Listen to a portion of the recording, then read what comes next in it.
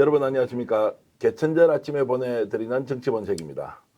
오늘은 무립의 정치고수 두 분 모시고 윤석열 정부의 국정난맥상 과연 어떻게 풀어야 하는지 집중 토론해 보겠습니다. 송국건 영남일보 서울본부장님 나오셨습니다. 안녕하십니까. 안녕하세요.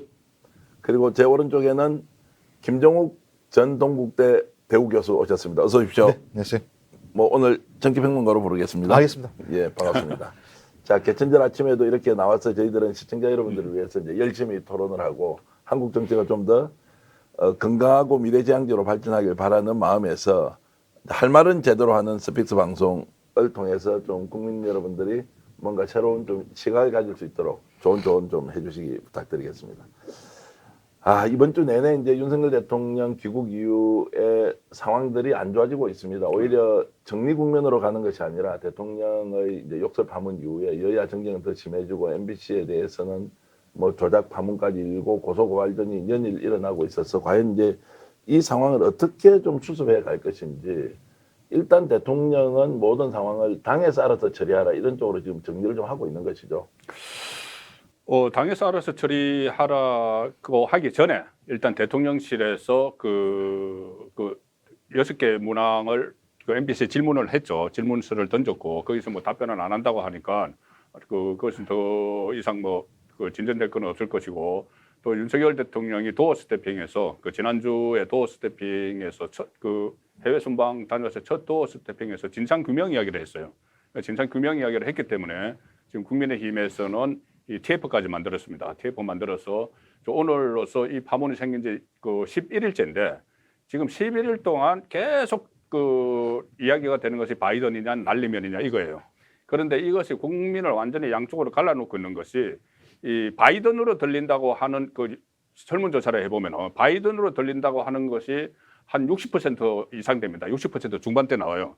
날리면으로 들린다는 것이 한 30% 나오는데 그것이 윤석열 대통령 국정운영 부정평가율하고 긍정평가율하고 똑같아요. 부정평가를 하는 쪽에서는 바이든으로 들린다 이렇게 하고 긍정평가를 하는 쪽에서는 날리면으로 들린다 이렇게 하니 이 끝없는 이 논란이 계속되기 때문에 이것을 하루속히 이 매듭을 지을 수 있는 그런 방안을 빨리 찾아야 될 것 같아요. 그러니까 진실 논란이라기보다는 선호도 논란으로 가고 정치 논란이죠. 완전 정치적으로 그러니까는 그렇게 이제 생각을 하고 들으면 저도 이렇게 봐서 바이든인가 하고 들으면 바이든으로 들려요. 날리면인가 하면 날리면으로 들리고 또 발리면이라고 했다는 말도 있잖아요. 발리면인가 하면 또 그렇게 들려요. 그런데 이제 보통 진상규명이라고 하면 실제로 대통령이 어떤 발언을 했는지가 가장 중요한 진실 아니에요. 그런데 진상규명을 하는데 MBC에서 자막을 조작했다 조작하지 않았다 이걸로 가버렸어요. 네. 그럼 진상이라는 것은 대통령 발언이 원래 진상 조사도 해야 되는 거 아닌가요? 아까 진상은 본인이 말씀하셨으니까 본인이 확인해 주시면 되는 거예요. 근데 본인이 확인을 안 해주시잖아요. 이유는 다 하나입니다. 기억이 안 난다는 거예요. 기억이 안 나면 누구한테 이걸 판독할 수 있죠?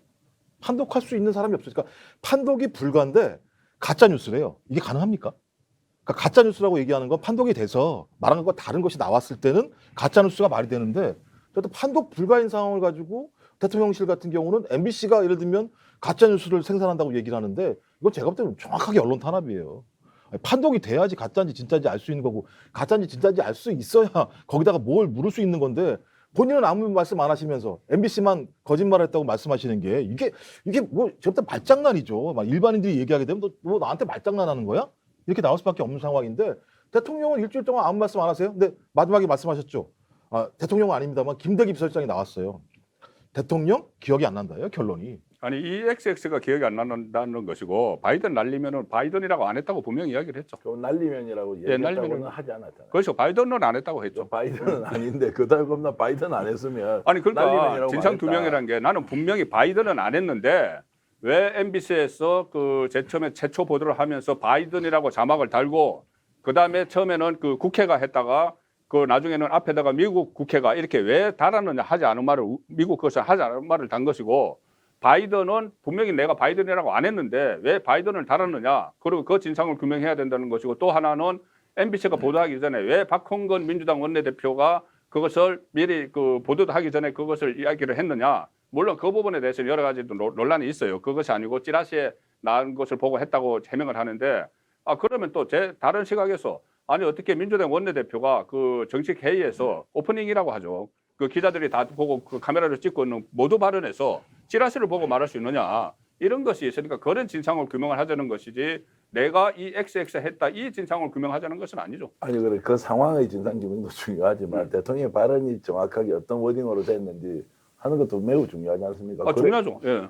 그게 지금 그럼 기억이 안 난다. 날리면이냐 바이든이냐. 아니 바이든은 분명히 아니라고 본인이 이야기를 했죠. 그 자막은 바이든으로 달렸기 때문에. 아니, 그러니까 저는 이해가 안 되는 게, 그러니까 본인께서 본인이 하신 뒷부분은 정확히 기억을 하시는데 앞부분을 기억 못 하신다고 말씀하세요? 더 재밌는 건 박지원 외교부 장관도 마찬가지인데요. 현장에 있었잖아요. 바이든을 말씀 안 하신 거 맞는데 앞에 거부터 못 들었다고 말씀을 하세요. 아, 그럴 수가 있습니까? 상식적으로? 아니 그 상황을 보시면은 그 영상을 보시면은 막 회의 끝나고 나오면서 그러니까 전문가들이 판독을 못하는 이유도 이것이 이 사람들이 막 가려 있고 여러 사람이 나오면서 뭐 고개를 이렇게 돌리기도 하고 했기 때문에 지금 판독을 못한다고 하니 그 어수선한 상황에서 그것을 그 다 뭐 기억하기도 어려운 건 사실이죠. 그거 또 지나가는 말로 일종의 저는 그 푸념으로 했다고 보는데 만약에 그 한국 국회를 대상으로 이야기를 했으면은 아 내가 이거 바이든한테 지금 1억 달러 공유하기로 했는데 이 국회에서 그거 안 해주면은 내가 또 면이 안 서서 어떡하지? 이런 식으로 이야기를 그 하는 것을 어떻게 일일이 다 옆에서 그 기억을 하겠어요? 그 기억 안 나니까 그리고 오해가 생기면 그 풀어주면 되잖아요. 쉽게 아이고 뭐 유감스럽게 생각하는데 듣기 따라서 그런데 그거 뭐 아닙니다. 뭐 이러면 넘어가면 되잖아요. 아니 그런데 그렇게 되면은 그러면은 지금 국민의힘에서 그 문제를 제기하고 있는 왜 MBC가 저 자막 조작 사건이라고 부르잖아요. 그 자막 조작 사건 소위 말하는 자막 조작 사건으로 붙인 그 일이나 아니면은 그 박홍근 원내대표와 그 정언 유착 이런 것은 그냥 다 묻어두고 그냥 거기서 그렇게 민주당에서 그렇게 문제를 제기를 막 주장을 하는데 아 그래 그거는 뭐 그럴 수도 있지 하고 무조건 미안해 이렇게 갈 수는 없는 거죠. 제가 그냥 평론가의 한 사람으로서 이제 우리 송국건 본부장님께 개인 송국건은 실제로 자막 조작 사건 증언 유착 이렇게 생각하고 계십니다. 아니 그 나타나는 정황들을 보면은 네. 정황들을 보면은 이 그 자막을 지금도 판독이 안 된다고 전문가들을 판독이 안 된다고 하잖아요. 그건 설명에 동의를 하는 부분이고 네. 그거 다 제쳐놓고 그냥 그 자체만 보면 증언 유착과 자막 조작 이렇게 그런 흔적이 있죠. 그런 의혹이 있는 거죠. 의혹이 충분히 있다고 보시는 전 거고 충분히 있다고 봅니다. 어떻습니까? 아, 저는 잘 모르겠는데, 그러니까 국민들도 물어봤잖아요. 그 KBS 광주 방송이랑요. 국민들은 바이든으로 61.2%가 들린다고 그래요. 그러니까 날리면 20.9%인데, 그러니까 그런 거죠. 국민들은 선호라고 말씀하시는데요. 국민들도 안 물어봤잖아요. 국민들한테 물어본 건 뭐냐면 뭐로 들었습니까로 물은 거예요. 그러니까 제가 볼 때는 질문은 분명히 그렇게 얘기했는데 그 선호라고 말씀하시는 건 평론을 해석하는 분이 말씀하시는 거고 조사기관은 그렇게 물어본 거죠. 아니 그런데 그 응답자들을 세부적으로 분석을 하면은 그러니까 날리면으로 들린다는 응답자의 80%가 국민의힘 지지층이에요. 네. 그러니 어떻게 정파적으로 지금 해석을 하고 있다는 이야기죠. 아, 그럼 나머지 20% 같은 경우는 바이든으로 들었다는 거 아닙니까? 국민의힘 중에서도. 그거는 뭐 바이든 쪽도 마찬가지죠. 민주당 지지층에서도 그러면 우리 마찬가지. 김종욱 평론가는 개인적으로 증언 유착과 자막 조작이다 이렇게 보십니까? 아니요, 저는 그렇게 생각하지 않습니다. 예. 아, 왜냐하면 예를 들면 제가 그 얘기 듣기로는 그 MBC만 그런 게 아니고요. 주영진 SBS 기자 같은 경우도 마찬가지인데 우리가 어디서 예를 들면 영상을 따오면 그 영상과 관련해서 내용들을 본다. 그럼 기자들끼리 이게 어떤 것이 맞는지 판단을 해서 우리끼리 결정한다. 어느 방송사가 이 문제와 관련해서 그 소리 감정가한테 감정한 적이 없다라고 얘기했었고 JTBC 썰전의 앵커 같은 경우도 마찬가지예요. 우리들은 관행적으로 예를 들면 영상이 왔을 때 우리끼리 판단을 해서 우리 판단에 따라서 올린다. 저 이렇게 얘기를 했으면 MBC도 동일하게 한 거 아니겠습니까? 그러면 지금까지 모든 방송사들 같은 경우는 조금이라도 틀린 내용이 있으면 예를 들면 그것이 예를 들면 자막을 조작한 거거나 아니면 어떤 정치적 의도를 가지고 정원 유착을 했다라고 얘기할 수 있습니까? 그 정원 유착 정도면 명정한 증거가 있어야 돼요. 제가 볼 땐 이거 증거 못 잡아낼 거요. 반디라고 하는 걸로 만들어서 예를 들면 어떤 사람들이 지금 영상이 돌아가는 것 같다가 녹화 시스템을 녹화를 해서 뿌렸다는 얘기를 하는 건데 누가 뿌렸는지 모르는 상황이잖아요. 모르는 상황인데 정원 유착을 했다? 저는 이 논리적인 중간에 증거가 아무것도 없는데 그렇게 말씀하시는 게 오히려 언론 탄압 아닌가요? 야당 탄압 아닌가요? 이게 뭐 제가 정확한 시간대는 지금 다 기억이 안 나지만은 일단 방송을 하기 전에 그 박홍근 원내대표가 이야기를 했죠. 대충 이런 일이 있다. 그리고 그 전에 찌라시가 막 돌았죠. 찌라시가 돌았는데 거기서 뭐 바이든, EXX 바이든이라는 찌라시가 돌았습니다. 그리고 그 찌라시를 유포한 사람이 현역 민주당 국회의원의 현임 비서관이 유포를 했어요. 그렇다면은 이 찌라시를 생성한 게 어딜까? 생성을 어디서 도대체 했을까? 이것을 보면은 MBC 자막하고 똑같잖아요. 그 찌라시 내용이. 그 MBC가 나중에 보도되기 전에 나온 찌라시 내용이. 그러면은 두 가지 중에 하나죠. MBC가 그런 자막을 달기로 하고 찌라시를 뿌렸든지 아니면은 찌라시를 보고 MBC가 자막을 달았든지 그 두 가지 중에 하나잖아요. 그 찌라시를 보고 MBC가 다시 확인했겠죠. 우리가 언론사에서 보통 어디 찌라시가 돌면 그게 어떤 영상이 있습니다. 그러면 거기 녹취를 보고 야 이게 맞는지 아닌지를 사실 들어보지 않습니까? 그건 데스크에서 매우 중요한 것이고 특히 대통령이 해외 순방 중에 한 발언을 찌라시만 보고 뺏겼었다 이러기에는 좀 MBC를 너무 그 내부 아니 그러니까 시스템에 그 대해서 좀 내부에서 무시하는 거 예를 들어서 그 10명이 들었으면은 7명은 지금 조사처럼 바이든으로 들린다고 하고 3명은 뭐 바이든 아닌 것 같다고 하면은 일단 유보를 해야죠. 대통령실에 확인을 해야죠. 이거 확인했지 않습니까? 그러니까 대통령실에서 일단 좀 보도를 자제해 그러니까요. 주면 좋겠다라고 그러니까 했는데 대통령실도 정확히 판단이 안 되니까 전문가에게 다 맡겨서 나중에 그 확인될 때까지 자제를 하자고 그렇게 이야기한 건데 바이든으로 다뤘던 거죠. 아 그렇게 뭐 볼 수도 있지만 오히려 기자들이 그 이제 현장 뉴욕에서 느끼면 대통령실에서는 이게 발언이 나가면 외교적으로 문제가 많이 될 수 있으니까 일단 보도 그렇죠. 바이든으로 해달라고 나가면은. 했지 그게 바이든인지 난리든인지 구분이 안 되기 때문에 보도 유예를 요청한 것은 아니다라는 게 지금까지 나온 이야기입니다. 아니 그때 저희 기자도 영날보 기자도 그 현장을 다녀왔는데 예. 기자들 사이에서도 그 물론 뭐 바이든으로 들린다는 그 사람들이 많았지만 그렇지 않게 들린다는 사람들도 있었고 그래서 대통령실에서 그러면 이 대통령실에서 그런 이야기가 있기 때문에 그 기자가 그렇게 이야기했잖아요. 그 MBC 쪽 기자가 이야기했나? 어쨌든 그쪽에서 대통령실에서 그 이런 것을 좀 자제를 해달라고 보도를 유예를 해달라고 요구가 있어서 자기들은 알게 됐다 이렇게 이야기를 했거든요. 네. 그 안에 그 논란이 그 있었어요. 뭐 사실관계에 대한 이제 논란을 아니, 계속하는 건데 이건 뭐 우리가 확인할 여러 번 다뤘기 때문에 아니 확인할 필요는 있는데 그 예. 왜냐하면 사실이 아닐 수도 있으니까요. 뭐냐면 각사가 판단하기로 결정을 했어요. 네. 기자 풀단에서요. 각사가 판단해서 해라라고 얘기했었고 엠바고도 제가 알기로는 기자들끼리 엠바고 시간을 정한 거예요. 그래서 그 엠바고에서 나름대로 각사가 결정을 하자고 기자끼리 얘기했으면 이건 문제가 없는 건데 만약에 말씀하신 것처럼 대통령실이죠. 대협력실 같은데 비보도를 요청했으면 비보도의 사유를 얘기해야 되는데요. 내용은 건들지 않았어요. 이게 외교적으로 문제가 있고 비공식적인 내용이니 보도를 좀 자제해줬으면 좋겠다라고 얘기를 한 거죠. 내용에 대해서 아무 제기를 안 했어요. 그리고 그다음에 15시간 동안 보도가 나갔죠. 우리 그 국내 언론 148개 언론 방송사 다 나갔죠. 해외 언론 보도 나갔죠. 아무런 정정 보도 요청을 안 했어요. 그럼 어느 언론사가 보도가 다 나갔는데 15시간 동안 아무런 정정 보도를 요구하지 않고 있는데 그렇다면 당연히 각 언론사 같은 경우는 아 사실인가 보다라고 판단할 수밖에 없는 거죠. 그리고 MBC가 또 냈잖아요. 그 이후에 15시간 이후에 당시 대통령실에서 해명했길래 두 가지 다 같이 동시에 올려서 이런 내용이 있다라고 균등하게 보도했다라고 얘기를 했어요. 근데 왜 거기다가 고발을 하는지 저는 이유를 모르겠어요. 그럼 앞으로 언론 방송사가 계속 대통령실이 얘기하면 대통령실 이거 풀어라고 얘기할 때까지 기다려가지고 기사 언론 보도를 써야 되나요?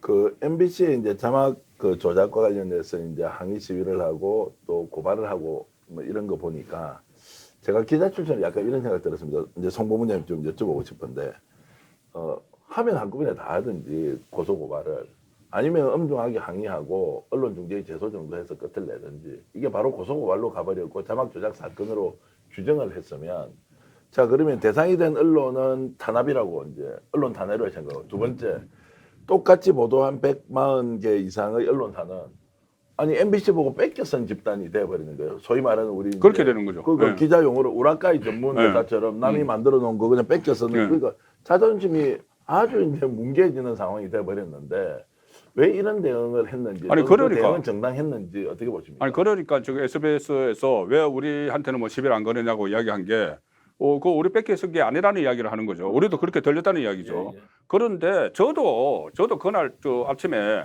이 내용을 안 듣고 그냥 저 자막만 봐서 나는 아 정말 바이든이라고 했구나. 그래서 내가 방송 나가서도 바이든이라고 했다고 전제를 깔고 이야기를 했어요. 네. 그런데 지금 그게 아니지 않습니까? 그러니까는 바이든이라고 전제를 깔게 만든 거 최초의 유포자가 MBC고 그 인터넷으로 보도를 했지 않습니까? 먼저 인터넷으로 그러니까 유튜브로 보도를 했죠. 그래서 그것을 거의 다 다른 데서 거의 확인을 안 하고 저는 썼든지 사용을 했든지 아니면은 확인을 해도 지금 바이든이라고 한 전제를 깔고 들리면 바이든으로 들린다니까요. 그래서 그런 그것을 거친 것이 최초로 발생한 것이 생성을 한 것이 MBC고 MBC는 제가 뭐 강우병까지는 이야기를 안 하지만은 최근에 그 김건희 그 대표 그때 됐을 때 그 불법으로 녹취한 거 그것을 2번이나 방송한 게 MBC입니다.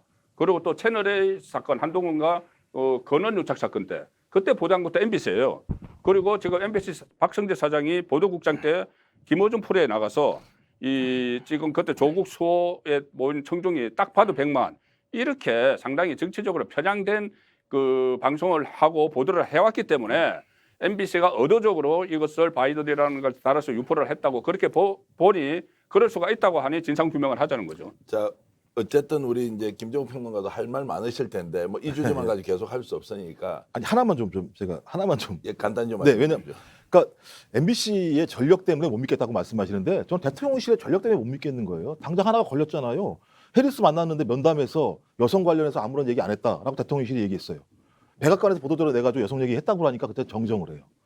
지금 계속 김은혜 홍보수석 뭐라고 그랬습니까? 앞에 이 XX를 인정했잖아요. 그게 미국이 아니라 한국이라고 그랬잖아요. 그 다음에 이재명 부대변인 또 이것도 아니라고 얘기했어요. 확실히 모르겠다. 그래서 이 XX도 애매하다. 추후에 설명하겠다. 그 다음에 김대기 비서실장 아까 말씀드렸습니다만 대통령이 기억이 안 난다. 이렇게 해명을 하는 집단에 대한 신뢰가 안 되는 거지. 저는 MBC 같은 경우는 지금 다 그 본인 스스로가 다 해명을 했다니까요. 보도 이후에 뭐 어떻게 했는지에 대해서.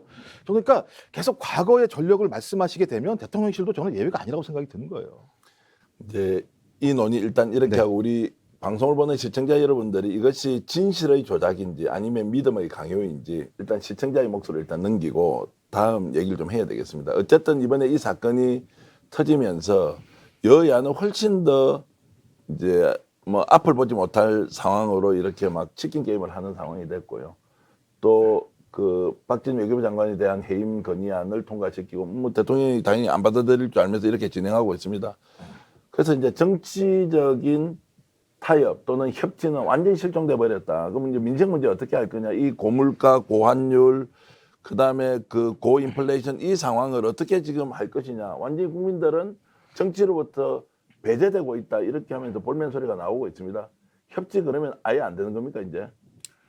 그러니까 협치라는 것은 서로가 이 손발이 맞아야지 손바닥도 마주쳐야지 소리가 나잖아요. 소리가 나는데 지금 양쪽이 다 저는 큰 책임이 있다고 봐요. 특히 이 국민의힘 같은 경우는 지금 지도부도 사실상 없는 상태고 그래서 그 계속 뭐 가처분에 매달리고 이준석 그 전 대표가 막 소동을 피우면서 그게 허우적거리고 그런 상황에서 뭐 비대위 하다가 또 당장 어떻게 될지 몰라요. 이번 주에 또 뭐가 또 변할지도 모르는 그런 상황이 있는 것이고 자 그렇다고 민주당은 그러면은 야당으로서 역할을 제대로 하느냐 지금 그 계속 이야기한 대로 이재명 그 사법 리스크 때문에 거기에 뭐 다 그 매달려 있느라고 뭐 심지어 뭐 기소가 되니까는 뭐 맞보를 놓는다고 김건희 특검을 발의를 하는 이런 상황 그리고 또 박진 지난주에 그 해임 결의안 이것도 저희가 보면은 명분이 너무 허술해요. 뭐 첫 번째 이유가 조문을 안 했다. 영국 유황 조문 안 한 게 어떻게 그게 박 외무부 장관 그 뭐 해임 사유가 되죠? 두 번째가 바이든과 48초 만났다. 바이든이 하루 일정을 줄였기 때문에 그런 겁니다. 바이든을 그러면 해임 건의를 해야죠. 자, 이런 문제들이 그리고 또 이 해임 건의안이라는 게 우리 그 헌법 체제 이후에 그 우리 헌정사에서 지금 7번째인데 그렇게 드문 건데 과연 이것을 이 정말 그 박진을 외교부 장관 자격이 없다고 해서 해임 건의를 한 건지 아니면은 사사건건 이 윤석열 대통령 국정 운영에 대해서 발목을 잡기 위해서 한 건지 그것은 좀 판단이 저는 좀 필요하다고 봐요. 어떻게 저는 보십니까? 발목 잡기의 내용이 아니고요. 야당이 쓸 수 있는 칼이라고 하는 게 이거밖에 없어요. 해임 건의안밖에. 예를 들면 이 문제 관련해서는 박진 외교부 장관의 문제만은 아니에요. 그때 김태효 제1차장 뭐라고 얘기했습니까? 한일 정상간에 흔쾌히 합의했다. 합의된 게 없어요. 당장 한일 정상회담, 뭐 약식회담이든 뭐든 상관없이 열리기 직전까지도 기자들이 몰랐어요. 그다음에 이 포괄적인 문제와 관련해서 대통령실의 성과지상주의 상당히 문제가 많죠. 이런 문제와 관련해서 대통령 욕설도 뭐 마찬가지입니다만 해명 설명도 안 하고 거기에 대해서 잘못이 없다고 말씀하시니 여기다 총체적인 책임을 물을 수밖에 없는데 야당이 할 수 있는 카드라고 얘기하는 건 해임 건의안밖에 없으니 우리가 이 총체적인 외교 실패에 대해서 대통령에게 해임 건의안이라는 방식으로 물어보는 겁니다. 대통령이 여기에 대해서 응답을 좀 해주세요라고 하는 저는 프로세스라고 생각이 드는 거예요. 이 과정 자체가. 근데 저는 이제 문제는 뭐냐면 저는 오히려 민주당이 옆길을 하나 열어줬다고 보는 거예요. 계속 이렇게 싸울 수는 없지 않습니까? 말씀하신 것처럼 민생이 이렇게 중요한데 그러면 해임 건의안이 통과가 됐으면 저는 대통령이 적어도 박진 외교부 장관 스스로가 자진 사퇴하고 이 문제와 비속어 문제와 관련해서 대통령은 나름대로 국민에게 사과하라는 말씀 안 드릴게요. 설명이든 해명이든 하고 일단락을 줘야 되는데 만약 이번에도 박진 외교부 장관을 신임한다? 제가 볼 때 어디까지 싸워야 됩니까? 길이 근데 없죠. 이제 이렇게 볼 수 있지 않습니까? 이제 국민들이 지금 외교 무능이나 욕설 파문에 대해 판단하고 있지 않습니까? 굳이 뭐 제1야당이 이 문제를 적극적으로 거론하지 않는다 하더라도 판단하고 있으면 결국 정치의 정상화라는 문제는 야당에서 제1야당이 자 이거는 이것대로 그냥 놔놓고 해임 건의안까지는 가지 말고 국민을 위해서 그냥 메시지만 던지고 민생 문제 좀 주력 좀 하자. 지금 경제 문제가 너무 심각하니까 사람들 죽는데 이 문제는 정쟁과 별도로 가자고 이재명 당대표가 적극적으로 나서면 본인이 수사를 받든 받지 않든 결국 다음 총선을 기대하거나 또는 총선에 대비하면서 좀 더 정책 정당으로서의 면모를 바꿀 수 있는 저로의 기회를 오히려 해임 결의안을 제출하고 통과시키면서 스스로 또 갈 길을 막아버렸다는 주장도 있거든요. 전 제가 볼 때 거기에는 좀 동의하기 어려운 측면이 있는데 그 이유가 뭐냐면 국민들의 분노가 상상을 초월해요. 지난주 갤럽 보셨지 않습니까? 갤럽에서 24%입니다. 국정 지지가. 근데 그 갤럽 조사만 따지면 2주 사이에 10%가 빠졌어요. 그러면 10%가 빠진 주요한 이유 중에 내용이 뭐냐면 하나가 소위 영빈관 문제하고요. 그다음에 그 조문 문제였었습니다. 그때 쭉 빠졌죠. 그다음 이번에는 외교 문제예요. 그럼 국민들이 어떤 문제에 대해서 고민하고 있느냐? 현 정부가 외교를 제대로 진행하고 있어? 왜 이런 식으로 계속 하고 있지? 라고 하는 질문을 하고 있는 상황인데 이 질문과 무관하게 이 질문은 좀 그만 얘기합시다. 옆으로 빼놓읍시다. 민생이 더 중요하니 전 이렇게 얘기하는 게 야당이 해야 될 일인지 잘 정확히 모르겠어요. 저는 그래서 저는 그 부분은 좀 제가 볼 때는 과도하게 야당에게 여당의 역할을 좀 부여하시려고 하는 게 아닌가 이런 생각이 들어요. 송 부부장에게 바로 이어서 여쭤보겠습니다. 영빈관 파동 문제, 그 다음에 지금 뭐 외교 뭐 무능 이제 이런 부분에 대해서는 좀 어떻게 보십니까? 저는 사실 이 3대 7이라고 봐요. 이거 영빈관도 그렇고 또 지금 오늘 그 지난주 금요일에 갤럽에 나온 조사 보면은 부정평가 1위가 외교가 올라갔습니다. 17%. 그리고 지난주보다 그 전주보다 10%나 올라갔어요. 외교가 있고 그다음에 뭐 발언 부주의가 8%가 있습니다. 자, 그러니까 이거 지금 뭐 비속어 이야기를 하겠죠. 네. 그런데 물론 이 외교 문제에 대해서 매끄럽지 않은 것은 저는 사실이지만은 그것이 한 3 정도 되면은 나머지 7은 저는 가짜 뉴스가 덮었다고 봐요. 어떤 것 같다? 가령 예를 들어서 제가 여러 가지가 있지만 무슨 뭐 김건희 여사가 가서 뭐 배열에 막 쓴 거 이것을 로얄 패밀리만 한다고 뭐 가짜 뉴스를 퍼뜨린 거나 아니면은 뭐 조문록에 왼쪽에 하는 것은 뭐 국적에 어긋난다 뭐 가짜 뉴스 이런 거 사소한 거 말고 가장 크게 이번에 이 박진 외교부 장관 탄핵 아니 해임 건의안 사유로 첫 번째로 들었던 거 조문 실패. 그게 어떤 가짜 뉴스냐면은 다른 거는 이 뭐 탁현민 씨나 김호준 씨가 했는데 이 가짜 뉴스는 김성한 정책위원장, 그다음에 김의겸 대변인, 정청래 최고위원이 막 이야기한 거예요. 그 누구죠? 천공. 예. 천공 때문에 그 조문을 안 했다. 그 천공 유튜브 때문에 안 했다. 이렇게 나오거든요. 그래서 유튜브를 봤는지 모르겠어요. 저는 유튜브를 봤어요. 6분짜리 유튜브인데 거기에 대해서 영국 조문 이런 거 이야기 하나도 안 나옵니다. 질문이 뭐였냐면은 한국의 조문 문화에 대해서 어떻게 생각하느냐. 과거에는 문상 가면은 고수도둑 치고 막 술도 먹고 했는데 요새 그러지 않는데 한국의 조문 문화에 대해서 어떻게 생각하냐. 이 질문을 하니까 천공이 그 조문 가는 것은 평소에 뭐 어떤 명분이 있는 사람은 가고 명분이 없는 사람이 가면은 그 나쁜 애기 하나 묻어올 수 있다. 이런 이야기를 한 거예요. 그러면서 마지막에 한 이야기는 조문을 꼭 가야 될 사람을 이야기하면서 나중에 마지막에 한 건 비즈니스 관계가 있는 사람은 꼭 조문을 가야 된다. 오히려 그 윤석열 대통령 조문을 가야 된다는 이야기예요. 자, 그러면 그런데 그걸 가짜 뉴스 마치 거기서 천공이 엘리자베스 그 국장에 가면은 나쁜 애기 묻어 온다 이렇게 이야기해서 안 갔다. 이런 식으로 가짜 뉴스를 퍼뜨리는 것이 민심에 영향을 미치게 되는 거죠. 하나 여쭤보겠습니다. 그러면 천공의 뜻에 의해서 만약 조문을 가지 않았다거나 또는 김 여사가 어디 행사 갈 때 테마사를 동행한다는 가짜 뉴스 같은 게 만약 사실이라면 탄핵 사유도 됩니까? 만약 사실이라면. 아니 그것은 그러니까 탄핵 사유라는 것은 헌법과 법률을 위반했을 때 탄핵 네, 사유죠. 네, 네. 헌법과 법률 위반을 그건 이제 거짓말 논란이 되면 거짓말은 충분히 탄핵 사유가 되죠. 그런데 만약에 지금 예를 들어서 이 그 해외 순방을 가서 엘리자베스 여왕 조문을 안 가기 위해서 일부러 출발 시간을 2시간 그 늦췄다. 그것이 청궁의 말을 듣고 했다.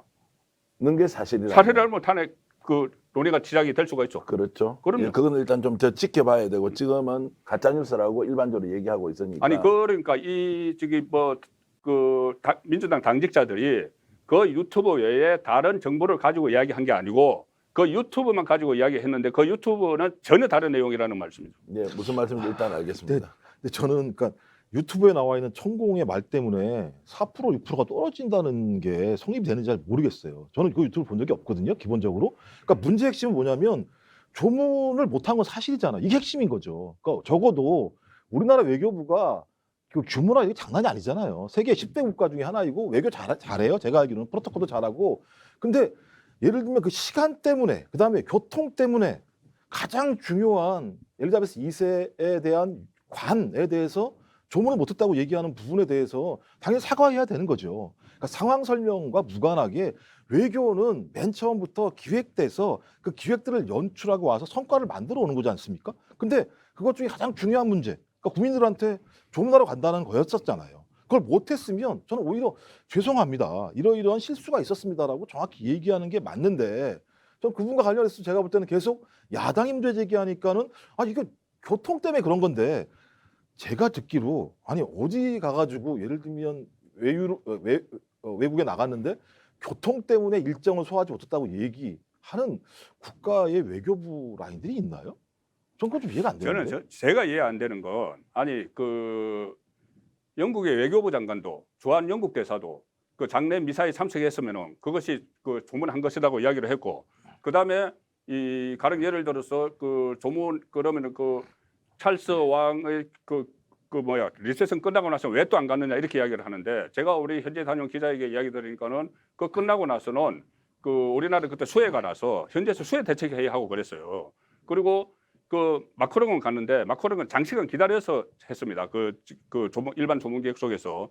그런데 마크롱 같은 경우는 프랑스와 영국의 특별한 관계가 있으니까 그렇게 했는데 아니 우리나라가 무슨 뭐 그 영국의 속국도 아니고 대영 제국 뭐 영연방 국가도 아니고 왜 거기 가서 그 참배를 안 했다고 이렇게 그것을 뭐 외교 실패 뭐 참사 이렇게 이야기하는지 저는 이해가 안 가고 또 특히 바이든과 48초 회담했다고 그것을 굴욕이라고 하는데 아니 그러면은 바이든이 하루 날짜를 줄여서 그렇게 된 건데 그 또 미국이 대국이라고 해서 저는 일종의 사대주의 발로라고 봐요. 이런 이야기 하는 것이 영국 여왕 참배 못하고 바이든과 48초 한 것이 굴욕이다. 외교 참사다. 이것은 일종의 사대주의죠. 뭐 그래서 어쨌든 뭐 그런 이제 논란이 있는데 네. 지금 이제 우리 논의는 현재 이것 때문에 이제 정치가 완전히 멈춰섰다는 거예요. 국회가 작동하지 않고 국정감사나 지금 뭐 여러 가지 이제 정치적 일정에서 폭망 외는 없다, 정쟁 외는 없다, 싸움밖에 없다. 그 국민 어디 있냐 이런 이제 볼멘 소리가 나오는데 특히 경제 문제에 대해서 지금 아무런 대책도 없이 지금 무방비 상태로 고환율을 방치하고 있잖아요. 여기에 대해서는 아무리 우리가 재미없는 주제지만 제대로 좀 따져봐야 되는 거 아니냐 이런 생각이 좀 듭니다. 어떻게 보십니까? 뭐 일단 당장 이재명 당 대표 같은 경우는 경제 문제와 관련해서 대책 기구를 만들어서 얘기하자고 제안을 분명히 했었죠.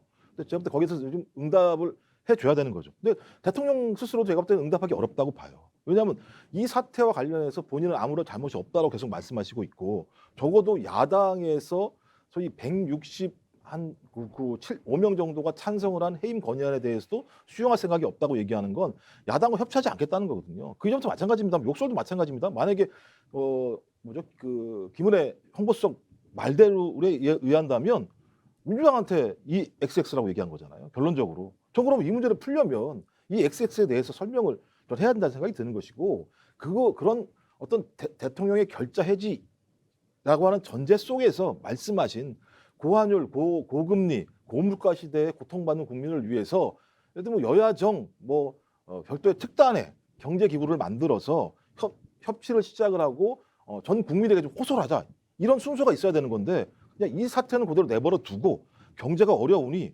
그냥 덮고 가자라고 얘기하기에는 저는 그렇게 어려운 상황이라는 생각이 듭니다. 그 윤석열 대통령은 물론 그런 논란도 있지만은 지금 긴급 그 민생 경제 대책 회의를 그 주례 매주 하고 있고 또 현장 방문에 주력을 하고 있잖아요. 그리고 이 국회에서 같이 경제 살리게 하는 데는 뭐 야당이 입법으로 보완을 해줘야 되는데 입법으로 뒷받침을 해줘야 되는데 뭐 물론 뭐 손을 내밀어야 되죠. 그런데 이 윤석열 대통령 손을 내밀어야 되지만은 지금 그 손을 내밀는데 손을 잡을 형편이 안 돼요. 민주당은. 제가 볼 때는 지금 민주당은 정책보다는 정치만 하고 있는 것 같거든요. 기억해 보십시오. 지금 민주당 정책위원장 누군지 아세요? 민주당 원내대표는 정치하는 원내대표는 계속 방송에 나오고 뭐 박홍근 나오지만은 정책위원장 누군지 김성환인데 김성환 정책위원장도 이번에 제가 조금 전에 말씀드린 그 조문 파문, 이 조문의 문제에 대해서 뭐 천공 때문에 그 안 갔다 이런 이야기를 정책위원장이 지금 하고 있으니까 그 경제에 대해서 그 어떤 협치를 할 수 있는 그 여건이 지금 형성이 안 되는 상황이죠. 여건이 안 되면은 결국 야당은 좋다 그러면은 뭐 여당이 잘못한다고 계속 공격만 하고 있으면 결과적으로 국정 운영의 책임은 대통령에게 있죠. 대통령이 져야 되지 않습니까? 그러면 대통령이 답답해서라도 오히려 이재명 대표가 지금 얘기했던 뭐 좀 경제 그 민생 문제 협의체를 만들자 이런 부분에 이 부분이라도 일단 좀 동의를 하면서 만들어갈 수도 있지 않습니까? 아니 그건 뭐 만약에 거기서 저 합당한 요구고 하면은 거기서 이제 정치색이 완전히 배제된다고 하면은 해야죠. 그런데 아마 그 전제 조건들이 있을 거예요. 그 뭐 경제 협의체를 만들자는 그러니까 게. 전제 조건이 있으면 깨지더라도 일단 만나서 뭐 국민들이 일단 보고 있으니까 일종의 좀 퍼포먼스라도 야 우리가 이제 여야가 이 문제를 같이 만나야죠. 논의한다라는 걸 네. 일단 가고 네. 정쟁은 정쟁, 해임 결의안에 대한 것 이러면서 전쟁 중에도 협상을 한다는데 어떤 부분은 국민들을 좀 생각하는 모습을 보여야 되는데 정말 고액의 연봉을 가져가는 세비를 가져가는 국회의원들 또 장관, 차관, 임명직 공무원들, 청와대, 대통령실, 대통령 다 국민 세금 가지고 월급 가져가면서 자기들 정치적 이익만을 가지고 저렇게 싸우는 걸로 보이니까 이것은 정말 부끄러운 일이다 이런 생각이 그런 듭니다. 일이죠. 예. 근데 이제 그 상징적인 그런 모습을 국민에게 보여서 어떤 물꼬를 털으면은 이 대통령과 저 야당 대표가 만나야죠. 그런데 지금 이재명 그 대표 쪽에서는 계속 1대1로 만나자는 것이고 그러면 그 여당이 있는데 국민을 위해서 이렇게 정책을 만들려면은 여야가 같이 만들어야 되는데 이걸 대통령실 입장에서는 그럼 대통령과 여야 정당 대표가 같이 만나자 이렇게 돼 있잖아요. 그러면은 오히려 정책에 대해서 협의를 하려면은 여야 정당 대표가 같이 만나야죠. 야당 아니, 대표만 그것도 이제 선택지니까 예를 들어서 여당 대표가 이미 선출됐으니까 한번 만납시다 하면 예 알겠습니다.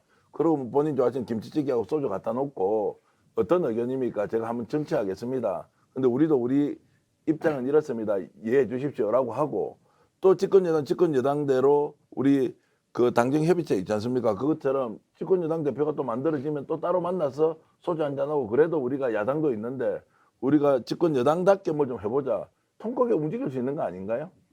아니 그래 통 크게 움직이려면은 그 여기서 그 민주당에서도 어떤 적극적으로 협력할 의사를 표명을 해야 되는데 가령 뭐 저기 뭐 그 전에 일일이 다 이야기하기는 그렇지만은 이 본인이 당 대표가 기소가 됐다고 해서 대통령 배우자에 대해서 특검법을 169명 전원 이름으로 발의를 하고 하는데 그게 어떻게 뭐 그 마음의 준비가 돼 있다고 볼 수가 없는 거죠. 그 마음의 준비가 안 됐으면 결국 대통령이 더 손해 보는 거 아닌가요? 아니 그리고 제가 볼 때 팩트 체크는 해야 되는데요. 이명박 당대표가 1대1로 만나자고만 얘기한 거 아니에요. 이재명 이재명 그러니까 맨날 헷갈리네요 그게. 근데 뭐 왜 그러냐면 형식과 내용에 구애받지 않고 만나겠습니다라고 얘기했어요. 근데 대통령실에서 뭐라 그랬습니까? 당의 내용들이 좀 정리되고 난 다음에 정리가 안 되는 상황이잖아요. 그러니까 공은 넘어간 거예요 대통령실로. 대통령실에서 응답을 안 하는 측면들이 분명히 있는 것이고요. 또 하나 민주당이 아무런 제안 안 하셨다고 말씀하셨는데 김성환 정책위장이 얘기했었죠.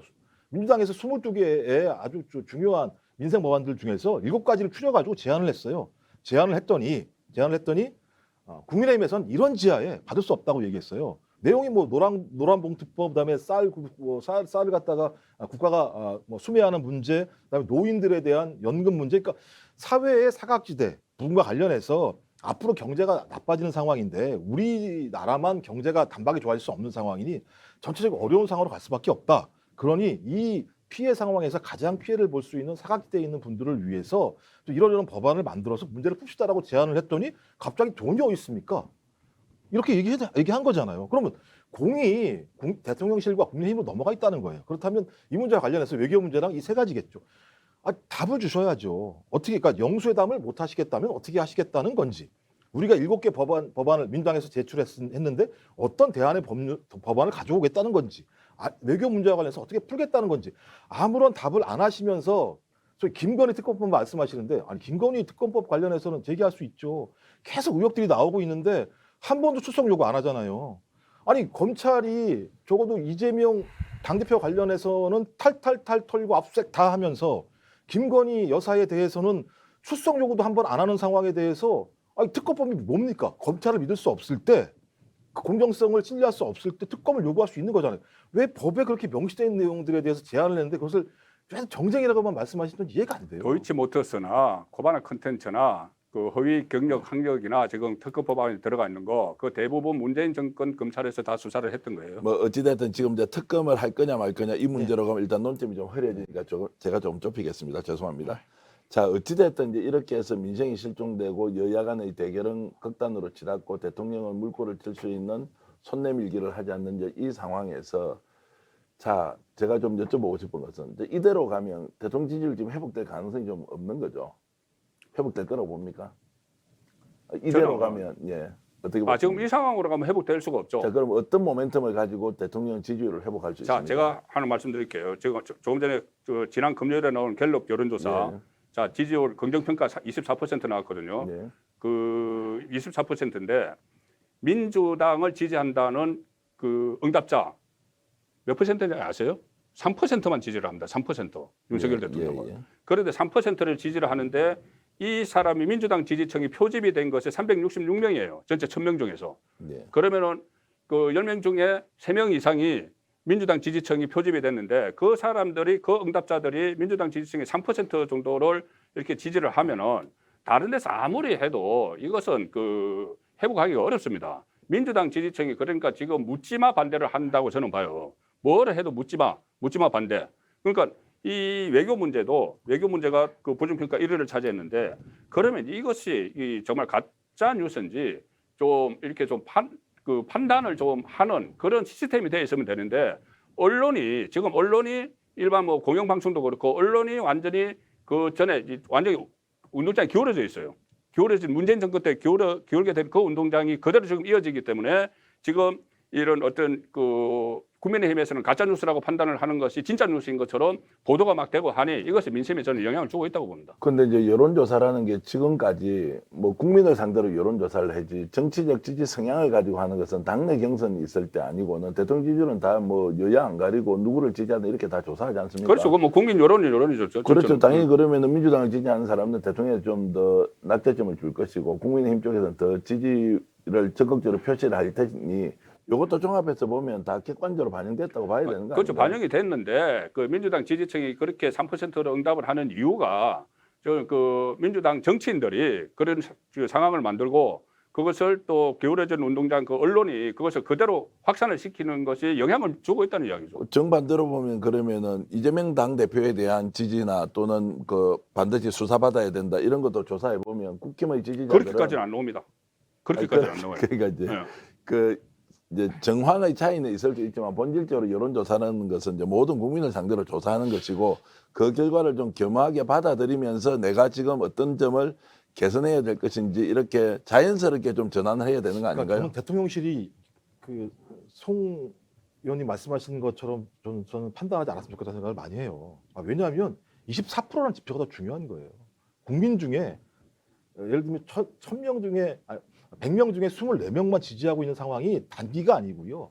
거의 제가 볼 때는 지금 한 5개월 동안 20% 중반에서 30% 중반까지 계속 박스권에 갇혀 있는 상황이에요.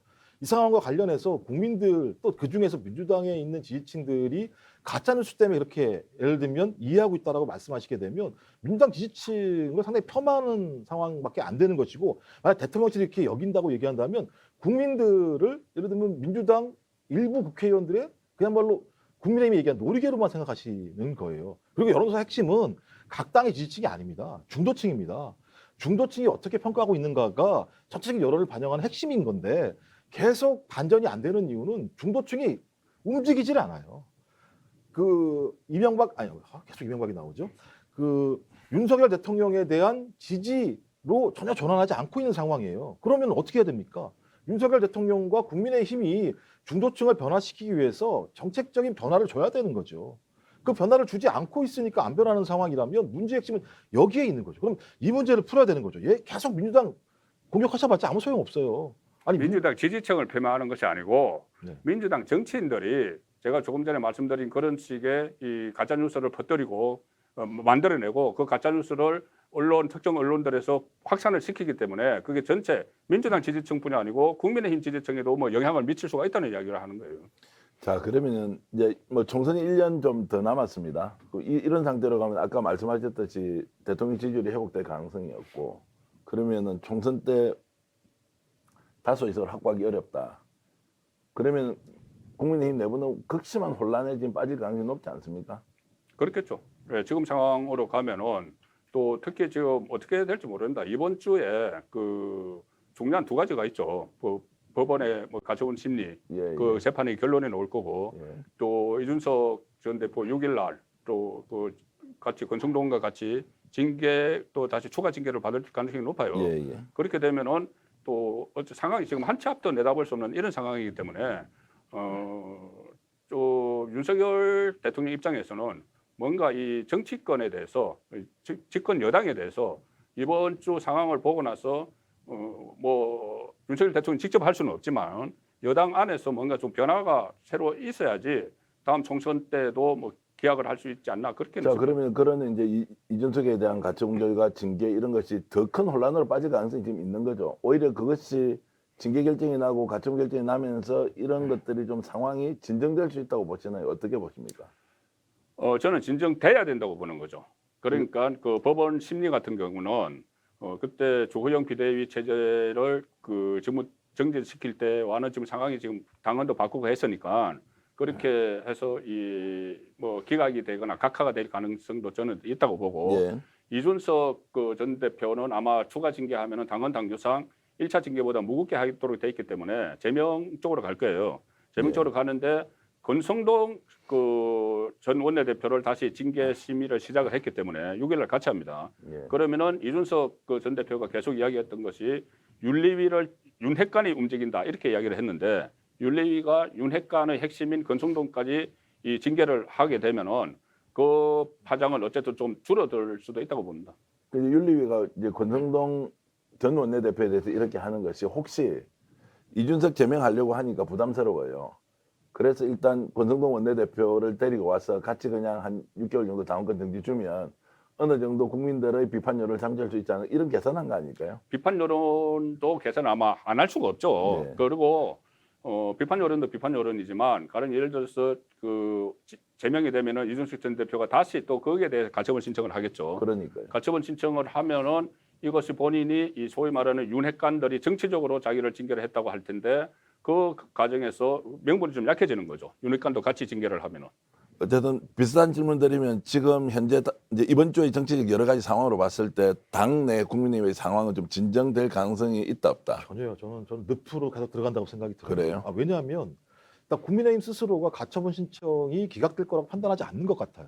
왜냐하면 판사가 공정성이 의심되니 바꿔달라고 얘기했잖아요. 그러니까 정치적으로 예. 그럼 그 얘기는 뭐냐면 판사가 기각이 아니라 인용을 할 수 있는 가능성이 있으니까 그렇게 얘기했겠죠. 또 하나는 전주에 비대위원이 계시는데 자기랑 같은 서울대 동문이라고 그걸 기피하겠다고 얘기했어요. 이해가 안 되는 거예요. 아니 같은 서울대 동문이면 자기한테 유리한 판결을 할 건데 그걸 예를 들면 바꿔달라 이렇게 얘기를 하는 상황들이 벌어진다고 얘기하면 국민의힘 내부에서도 인용 쪽으로 갈 거라는 판단들을 많이 하고 있는 거 아닌가라는 예측이 드는데 인용이 되게 되면 비대위원회가 해산을 해야 되지 않습니까? 그럼 두 분밖에 안 남아요. 이제 뒤에 또 그러니까 그러면 원내대표와 정책위장만 있게 되는 상황이 되거든요. 지도부가. 그다음에 윤리위원회도 마찬가지인데 윤리위원회도 마찬가지입니다만 기소를 경찰이 하지 않았단 말이에요. 명분이 없어요. 근데 거기에다가 제명 또는 제명에 준하는 조치를 취한다? 이것도 또 가게 되면 다시 또 걸릴 수도 있어요. 그랬을 때 늪이 계속 앞에 존재하는 거죠. 저는 그렇다면 이 부분에 대해서는 정치적으로 결자해야 하는 방법밖에 없어요. 사법적으로는 해결 방법이 없어요. 어떻게 결자해줘요? 제가 볼 때는 그 맨 처음에 갔었던 소위 권위가 아니라 사고라고 판단을 해서 그 직무대행으로 간 게 있지 않습니까? 저는 직무대행으로 가고 그다음에 이준석 당대표가 1월인가 2월에 돌아올 수 있게 하는 방법으로 저는 가야 된다고 봐요. 지금이라도 그렇게 가야 한다. 예, 저는 그렇게 가는 게 맞다고 봐요. 안 그러면 계속 앞으로 한 3, 4개월 내내 계속 사법부랑 이 문제로 계속 판단을 해야 되는 상황이 벌어지게 돼요. 자, 늪으로 계속 빠지고 있기 때문에 지금이라도 거꾸로 좀 돌려서 이준석 아, 손까지는 너무 아니라도 많이 살려준다. 넘어갔어요. 너무 많이 넘어갔어요. 갈수 없습니까? 예, 다시 돌아가기에는 아니 그 현직 대통령을 개고기에 비유하고 무슨 독재자, 절대자, 이런 식으로 신군부 이런 식으로 그 비유를 한 사람과 이 정권의 국정 운영이 세 축이잖아요. 내각과 대통령실과 여당인데 여당에서 완전히 이렇게 대통령을 인정을 안 하는 상황에서 다시 원상복구는 저는 어렵다고 봅니다. 하면 안 된다고 더 봐요. 깊은 늪으로 빠지더라도 하여튼 이준석은 아니 처리해야 늪으로 한다. 빠질지 아니면 늪에서 그 탈출을 할지는 두고 봐야죠. 알겠습니다. 이 부분은 뭐 시청자 여러분들이 판단하도록 저희들이 맡겨드리겠습니다. 자, 양두구육 개고기라고 이야기한 분의 말이 더 나쁜 건지 아니면 한국 국회의원들을 대상으로 했던 아니면 미국 의회에 있는 의원들을 대상으로 했던 이 XX라고 했던 우리 대통령이 더 과한 말씀을 하신 것인지 여러분들 판단하시기 바라고요. 개천절 아침에 보내드렸던 정치본색 두 분과 함께 열띤 토론했습니다. 시청해주신 여러분 고맙습니다.